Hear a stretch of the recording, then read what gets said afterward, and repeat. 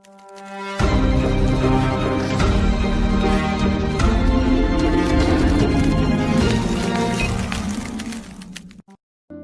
Guys, welcome to जीटेक education. My name is Gulsher and as you know कि हम share your thought का episode ले आते हैं। शेयर योर थॉट के इस नए एपिसोड में आज हमारे साथ मौजूद हैं जनाब इंजीनियर औरंगज़ेब साहब। इनसे हम आज डिस्कस करेंगे एजुकेशन को लेके एंड टेक्नोलॉजी को लेके इनका क्या थॉट है। सो आज हम इसी के रिगार्डिंग इनसे बात करेंगे और आगे हम इस वीडियो को प्रोसेस करेंगे। उससे पहले हम रिक्वेस्ट करेंगे आपसे, अगर हमारे चैनल पे नए हैं तो चैनल को ज़रूर सब्सक्राइब कीजिएगा और बेल आइकन प्रेस कीजिएगा ताकि हमारे और भी आने वाली नए वीडियोस की जानकारी आपको मिलती रहे। कुछ दिनों पहले मैं भोपाल पहुंचा था मेरे एक पेपर के लिए एंड वो अभी ख़त्म हो चुका है। अब हम अपने दोस्तों से और कुछ टीचर से मिल रहे हैं आपके लिए। उनके थॉट्स को हम आपको शेयर करेंगे, वो एजुकेशन को और टेक्नोलॉजी को लेके क्या सोचते हैं और उनका क्या थॉट है। सो हम सबसे पहले वेलकम करेंगे जनाब इंजीनियर औरंगज़ेब साहब का। Welcome sir. शुक्रिया।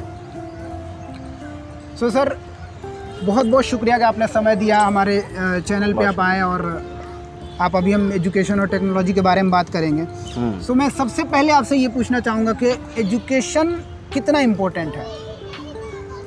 देखिए, एजुकेशन के इम्पोर्टेंस के बारे में अगर बात कर रहे हैं आप, तो सबसे पहले ये समझना पड़ेगा कि एजुकेशन क्या। हमारी सोसाइटी, हमारा समाज, हमारा माशरा ये समझ बैठा है कि एक बच्चे के पास अगर डिग्री है तो एजुकेटेड है। तो वो वाला एजुकेशन कितना इम्पोर्टेंट है, डिग्री वाला, और ये वाला एजुकेशन कितना इम्पोर्टेंट है जिसको सही में एजुकेशन कहते हैं। एजुकेशन मतलब ये नहीं है कि आप बीए की डिग्री लेकर के बैठे हुए हैं। आपको माशरे में बहुत सारे ऐसे ज़ईफ़ शख्स मिल जाएंगे जिनके पास अथाह भरा हुआ है उसके अंदर। आप सिर्फ बैठ जाइए, आपको पता चलेगा कि आपने अभी तक बैचलर किया है, आप कुछ नहीं जानते और वो जानते हैं। वो वाला ज़रूरी है। बेसिकली डिग्री पे हमें नहीं जाना है। डिग्री पे नहीं जाना है। जैसे वो कहते हैं 3 इडियट में कि नॉलेज के पीछे भागो, बाकी चीज़ें तो झक मार के आनी ही है। तो एजुकेशन का मतलब वो समझना पड़ेगा हमको। बेसिकली डिग्री नहीं है, एजुकेशन है आपके माशरे के आसपास जो भी चल रहा है उसका नॉलेज। आपको घर चलाना है तो आपके घर का नॉलेज तो रहना चाहिए ना। तो आपको अगर कोई भी चीज़ ऑपरेट करनी है तो उसकी जानकारी, बेसिकली वो है हमारा एजुकेशन। तो वो इम्पोर्टेंट इसलिए हो जाता है। अब मान लीजिए ये मोबाइल है, इसको चलाना है, नॉलेज नहीं रहेगा, चलाऊंगा कैसे? इसके बारे में एजुकेशन नहीं है, चलाऊंगा कैसे? समझ रहे हैं? तो एजुकेशन आप कदम कदम पे आपको ज़रूरत पड़ेगी, इतना ज़्यादा इम्पोर्टेंट है एजुकेशन।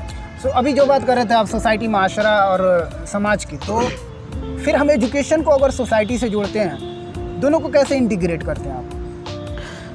देखिए, एजुकेशन और सोसाइटी, इसको अगर इंटीग्रेट नहीं किया, मान लीजिए आपने जैसे पूछा कि एजुकेशन को और सोसाइटी को हम कैसे इंटीग्रेट करें, तो अगर नहीं करते हैं इसको, तब दूसरा पहलू सोचेंगे तो आपको पहले पहलू का जवाब मिल जाएगा। अगर नहीं करते हैं तो एक बिना जाना हुआ सोसाइटी, बिना पढ़ा हुआ सोसाइटी, उस मुआशरे में क्या चलेगा?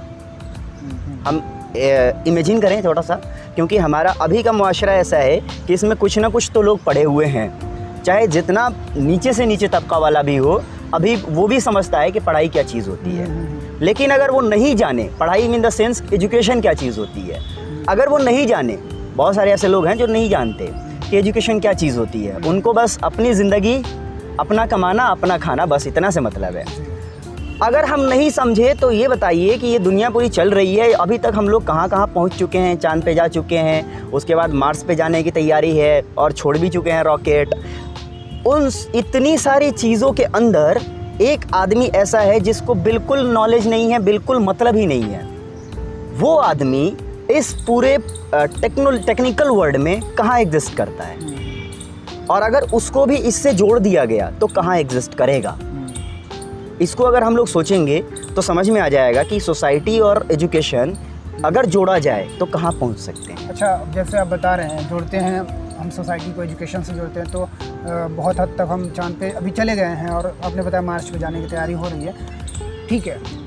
बट जब सोसाइटी एजुकेट होती है फिर भी अपराध कम क्यों नहीं होता है? एज फॉर एग्जांपल नहीं, जो हम अगर बात करते हैं रोड पे चलते हुए किसी ने किसी को मार दिया, वो वाले अपराध की बात नहीं कर रहा मैं।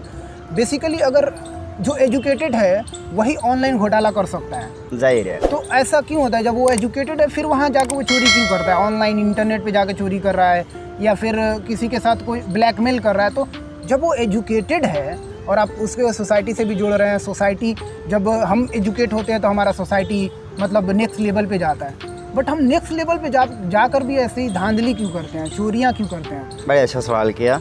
ये आपने जर्मनी के बारे में सबने हम लोगों ने पढ़ा था जर्मनी के बारे में। मैं कल परसों ही पढ़ रहा था, उसमें एक लेटर मिला था, उस लेटर के बारे में सब लोग जानते हैं। और उस लेटर में लिखा हुआ था कि अब मैं अपने ये ख़त जो है मैं अपने टीचर के नाम लिख रहा हूँ। डियर टीचर, ये जो यहाँ पे बनाने वाले हैं, मैं उसका मफ़हूम बता रहा हूँ, पूरा लंबा लेटर था, उसका मफ़हूम बता रहा हूँ कि आपको मैं ये इसलिए लिख रहा हूँ कि यहाँ पर हालात बड़े ख़राब हैं। अच्छा, हमें यहाँ कैद बना दिया गया है, कैदी बना दिया गया है। और उसमें भी बताया, उस लेटर लिखने वाले ने लिखा कि मैं आपको इसलिए लिख रहा हूँ कि मैं आपसे शिकायत कर रहा हूँ। यहाँ सारे लोग पढ़े लिखे हैं, पढ़े लिखे डॉक्टर्स, पढ़े लिखे नर्स, पढ़े लिखे इंजीनियर्स, और यही इंजीनियर्स बॉम्ब बनाते हैं। यही डॉक्टर, यही लोग, यही वकील, यही हम पे जुल्म करते हैं। यही नर्सेज, यही पुलिस वाले, ये पढ़े लिखे, यही हम पे लाठियाँ चलाते हैं। तो टीचर से वो शिकायत कर रही थी और ये कह रही थी कि ह्यूमैनिटी, इंसानियत नहीं पढ़ाया आपने शायद। आप बॉम्ब पढ़ाने, आप टेक्नोलॉजी पढ़ाने के चक्कर में, आप साइंस पढ़ाने के चक्कर में, आप उस सारी चीज़ों को पढ़ाने के चक्कर में ये भूल गए कि इंसानियत नाम की कोई चीज़ थी जो इनको पढ़ाना थी। मुझे भी लगता है कि वही वाला चीज़ मिसिंग है। हम पढ़ते पढ़ते हमारा सब्जेक्ट जो था, एक बार था हमारा फर्स्ट ईयर में एनवायरनमेंट, ठीक है, कितने लोग उस एनवायरनमेंट को बड़ी सीरियसली पढ़ते हैं। हमारा था आपका ही मैकेनिकल रहा है, मेरा ही मैकेनिकल रहा है, हम लोग बड़ी हीट और हीट प्रोसेस के बारे में पढ़े हैं, थर्मल में, एचएमटी में, एमडी में, मशीन में, सब तरफ डिजाइनिंग बहुत सारे पढ़े हैं। कितनी बार हमने एनवायरनमेंट को इंटरेस्टली पढ़ा है, कितनी बार। सो बेसिकली आपका कहना ये है कि अगर हम जहाँ पर अपना एजुकेशन सिस्टम डिज़ाइन कर रहे हैं, जहाँ भी हो रहा है डिज़ाइन, सोसाइटी में और स्कूल में, कॉलेज में, जब हम उसे अप्लाई करते हैं तो वहाँ उसमें एक एथिक्स और ह्यूमैनिटी होना चाहिए। एग्जैक्टली। और वो भी ये नहीं, और भी सिलेबस से ज़्यादा उस पर हमें फोकस करना चाहिए। एग्जैक्टली। और वो भी नहीं कि ये डिग्री के लिए बना दिया कि पेपर है पढ़ लो, वो वाला नहीं, वरना वो फिर वही रट्टा मारेंगे और उठा करके एग्ज़ाम दे देंगे। हमें चाहिए कि उसको ऐसे फ्रेम किया जाए कि जिससे कि बच्चे समझे कि बेसिकली ह्यूमैनिटी होती क्या है। अच्छा, इंसानियत होती क्या है, ह्यूमैनिटी किसे कहते हैं। तो वो चीज़ अगर समझ में आ गई, एथिक्स समझ में आ गया, एनवायरनमेंट समझ में आ गया, यहाँ पे डालना है, समझ में आ गई वो बात, सिर्फ डिग्री में नहीं डालना। तो वो बात मुझे लगता है कि कहीं ना कहीं आज नहीं तो कल, कल नहीं तो परसों, 5 साल, 10 साल, 25 साल के बाद कम से कम बच्चे समझेंगे, आने वाली नस्ल कम से कम उसको थोड़ा थोड़ा करके अप्लाई करना शुरू करेगी। ऐसे तो अभी हम टेक्नोलॉजी का भी बात कर रहे थे, जैसे कि वो उस बच्ची ने अपना एक लेटर लिखा, उसमें बताया कि हमने टेक्नोलॉजी पढ़ाई है, और एजुकेशन की बात कर रहे हैं, इंटीग्रेशन की बात कर रहे हैं। तो अगर हम टेक्नोलॉजी और एजुकेशन को इंटीग्रेट करते हैं तो ये कैसे होता है, और आप इसको किस नज़रिए से देखते हैं, इस पर क्या थॉट है आपके? टेक्नोलॉजी और एजुकेशन ऐसा रहा है कि टेक्नोलॉजी का तो अपने फ़ायदे अलग हैं, अपने नुकसान अलग हैं। जैसे अभी एक नुकसान की बात हम लोगों ने की, फ़ायदे उसके अलग हैं। अपना अगर कोई कंट्री बनाती है, कोई देश बनाता है तो वो मजबूत होता है, और ज़्यादा मजबूत माना जाता है। और जाहिर सी बात है, किसी के पास अगर डिफेंस करने का सिस्टम है तो वो देश मजबूत होएगा ही होएगा। अगर एजुकेशन और टेक्नोलॉजी की बात करें तो इसने हमें बहुत सारी चीज़ें दी हैं। ऐसा नहीं है कि सिर्फ उसके नुकसान गिनवा दें, बहुत फ़ायदे भी हैं। इसने हमें दिया है। हम यहाँ से बैठे बैठे हम बातें कर रहे हैं, टेक्नोलॉजी है। यहाँ बैठे वीडियो शूट हो रहा है, ये टेक्नोलॉजी है। यहाँ माइक लगा हुआ है, वहाँ वो लगा हुआ है, यहाँ से आवाज़ वहाँ चली जा रही है, ये टेक्नोलॉजी है। और ये इसने बहुत सहूलियत दी है। ये भी तो है कि ये वीडियो जब इंटरनेट पे आएगी तो बहुत सारे लोगों, हाँ, वहाँ पहुँच जाएगा। जाहिर है, ये टेक्नोलॉजी है। इसने बहुत फ़ायदे दिए हैं, और ये एजुकेशन का एक कह सकते हैं आप कि एक रिसर्च है। एजुकेशन नहीं है ये, एजुकेशन का टेक्नोलॉजी, एजुकेशन का एक रिसर्च है। एजुकेशन एक बहुत बड़ा समंदर है, उसका एक पार्ट है टेक्नोलॉजी। लेकिन जैसे बात की ना मैंने कि एजुकेशन मतलब क्या, वही हम लेके बैठ जाते हैं। लेकिन एजुकेशन अथाह है, अथाह समंदर है, बहुत बड़ा समंदर है, उसका एक पार्ट टेक्नोलॉजी है। तो उसको अगर अब जैसे हमारा बॉडी पार्ट्स है, एक पार्ट हटा करके चलेंगे तो नहीं चल सकते, ठीक उसी तरह से टेक्नोलॉजी को हटा के चलना चाहें नहीं चल पाएंगे, पीछे रह जाएंगे। जैसे दुनिया आगे बढ़ रही है, हमें भी टेक्नोलॉजी, जाहिर। अच्छा ये बताइए, जैसे आप अभी 6-7 सालों से टीचिंग कर रहे हैं और आपने जब मतलब अपनी ग्रेजुएशन कंप्लीट की यहाँ भोपाल से, तो कोई किस वजह से टीचिंग में है, या आपका शौक था? अच्छा, टीचिंग की बात करें, मतलब मेरा बेसिकली क्वेश्चन ये है कि ग्रेजुएशन करने के बाद स्टूडेंट को जॉब तलाश करनी चाहिए, एंटरप्रेन्योर बनना चाहिए, क्या करना चाहिए? अच्छा, तो चलिए आपके दोनों सवाल का जवाब दे देता हूँ। सबसे पहले तो ये कि जब मैं सेकेंड ईयर में था तो मेरे दोस्तों ने कहा था कि भाई तेरे अंदर समझाने का जो कैपेसिटी है ना वो ज़्यादा है, वो तो मैं देख रहा हूँ, वो ज़्यादा है, तो एक काम करो तुम ना क्लासेस डाल लो। बहुत बच्चे हैं यहाँ और सारे घूमते रहते हैं, फिरते रहते हैं, उन परेशान होते हैं बेसिकली। वो सीनियर की कोई इधर जा रहा है, कोई इधर जाए, कोई सीनियर के पास जा रहा है, कोई अपने बैचमेट के पास जा रहा है, और तुम्हारे पास समझाने की सलाहियत है तो तुम शुरू कर लो, हम जो है जितने जूनियर हैं उन सबको ला देंगे। और उन लोगों ने सपोर्ट किया और हमने क्लास शुरू कर दी। तो हम ऐसे ही बैठे बैठे रूम पे हम पढ़ाते थे, बच्चे आ जाते थे, 2 4 5 शुरुआत हुई और उसके बाद सिलसिला चल पड़ा। आज पूरा कमला पार्क ही जानता है, बल्कि आसपास के भी जहांगीराबाद, अशोका गार्डन वगैरह के बच्चे जानते हैं। तो शुरुआत तो यहीं से हुई। और इसके पहले भी जब मैं 10th और 9th और 8th क्लास में, 7th क्लास में हुआ करता था, उस वक्त भी मुझे पढ़ाने का बड़ा शौक़ था।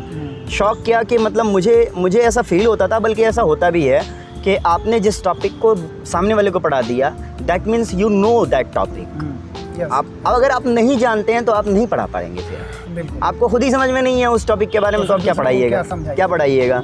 और आइंस्टाइन जैसे कहा कि 5 साल के बच्चे को कोई थ्योरी आपने नहीं समझाई, इसका मतलब आपको वो खुद भी नहीं आता। तो ये वाली बात हो जाती है। और रही बात दूसरी कि कैसे जो है क्या मशवरा दिया जाए एक बच्चे को कि एंटरप्रेन्योर बने, कि जॉब करे, कि क्या करे। मुझे लगता है कि एक्सपीरियंस लेना पड़ेगा उसके लिए। आपके अंदर क्या सलाहियत है? मेरे अंदर समझाने की सलाहियत थी, मैंने अपना फील्ड चुन लिया। आपके अंदर कोई और सलाहियत थी, आपने एक तो ये जीटेक वाला चैनल चुन लिया आपने कि ये हम बनाएंगे और ऐसे ऐसे वीडियोस बनाएंगे। ऐसा थॉट आया कि ये क्रिएटिव माइंड, ये क्रिएटिव होगा मेरा। अब मैं आपको ज़बरदस्ती कहता कि जाकर के एमएनसी में जॉब कर लो, कर पाते क्या?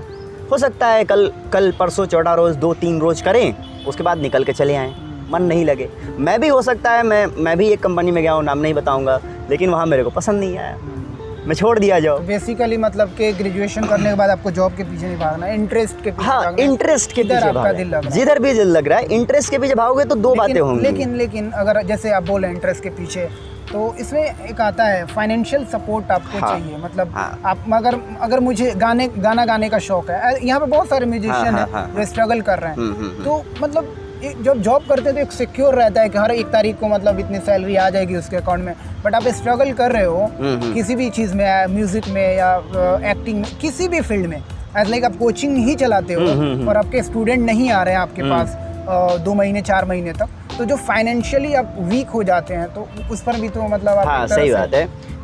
ये बातें आपने बड़ी अच्छी कही।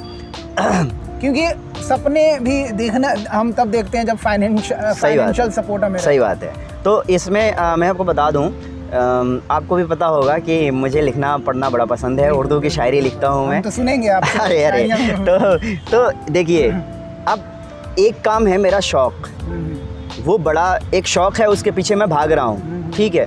इसका मतलब ये नहीं कि मैंने दूसरा वाला पहलू छोड़ रखा है। आपको जिस शौक़ के पीछे भी आप भाग रहे हैं ना, उसको पकड़े हुए अगर आप कोई दूसरा काम पकड़ रहे हैं जो इसको इन्फ्लुएंस ना करता हो, तो वो आप अगर आप कर सकते हैं तो ज़रूर कीजिए। क्यों? जैसे आपने बताया स्टेबिलिटी चाहिए। आपका मन नहीं लगेगा अगर आप भूखे पेट कार्य कर रहे हैं, चाहे गाना गाना हो, चाहे शेर लिखना हो, चाहे कुछ भी करना हो, अगर आप भूखे पेट करेंगे नहीं लगेगा मन। समझ रहे बात? तो कम से कम एक छोटा सा फाइनेंशियल कोई काम, छोटा सा सपोर्ट, कोई किसी ऑफिस में या कहीं पर भी आप जाकर के 2 4 5 घंटे काम कर लें। मेरा है कि मैं पढ़ा लेता हूँ, निकल जाता है, और बाकी तो पढ़ाने को बहुत ऊपर लेवल तक हम लोग लेके गए हैं, तो इससे हो जाता है। तो हमारी शायरी इन्फ्लुएंस नहीं होती उससे। मतलब एक सपोर्ट चाहिए, एक सपोर्ट अब वो आपके ऊपर है कि कैसे आप बनाते हैं। ज़रूरी नहीं है कि आप ऑफिस में ही काम करें, आप कुछ भी कर सकते हैं। आपके अंदर ऐसा थोड़ी एक ही क्वालिटी हो, एक आदमी के अंदर कम से कम 5-10 तो ज़रूर होती हैं। जी। और देखिए, अब एक और हम आगे बढ़ते हैं इसमें, और अगर बात करते हैं, आप भी बिहार से हैं, मैं भी बिहार से हूँ, और हमने भोपाल मध्य प्रदेश में आके अपनी एजुकेशन पूरी की, ग्रेजुएशन पूरी की। तो और मैं खुद भी देखता हूँ बिहार एजुकेशन सिस्टम है जो जब एग्ज़ाम होते हैं तो जो चीट्स वगैरह का आता है, जो ये छुपा नहीं है। ऐसे हमने वीडियोस भी देखे हैं, जो टॉपर हैं उनका इंटरव्यू किया गया तो उन्हें कुछ नहीं आता था।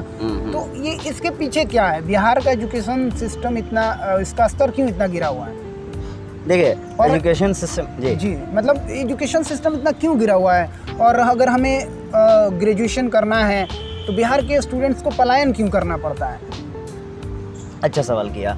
देखिए बिहार के स्टूडेंट की अगर बात करें तो उनके अंदर पोटेंशियल बहुत होता है, तो इस तरीके से डिग्री के पीछे भागे ना लोग, इस तरीके से डिग्री के पीछे भागे कि बस 90%, 80%, 95% आता क्या है? कुछ भी नहीं। एक घर के ऊपर आ रहा हूँ धीरे से, मैं थोड़ा रास्ता बना करके आ रहा हूँ, तो अभी तक तो नहीं मुझे लगा। पीछे मतलब प्रॉब्लम्स कहाँ आ रही हैं? इसमें पीछे देखिए दोनों तरफ प्रॉब्लम है, मतलब सरकार, जनता, चलाने वाली सरकार। अभी कुछ दिन पहले यूपीएससी का रिजल्ट आया, उसमें टॉप 10 में 3 बिहार के स्टूडेंट थे, बट उनके पीछे बिहार यूनिवर्सिटी का या फिर बिहार के किसी दूसरे प्राइवेट या गवर्नमेंट यूनिवर्सिटी कोई भी उसका नाम नहीं है। शुभम जो सबसे टॉपर हैं हमारे उनके पीछे कि वो झारखंड से उन्होंने 12वीं किया, फिर आईआईटी उन्होंने क्लियर किया और आईआईटी मुंबई से उन्होंने अपना ग्रेजुएशन कंप्लीट किया इंजीनियरिंग में, सिविल इंजीनियरिंग में, और फिर वो अभी तो इसमें बिहार उनका कनेक्शन है जो वो बिहार से आते हैं।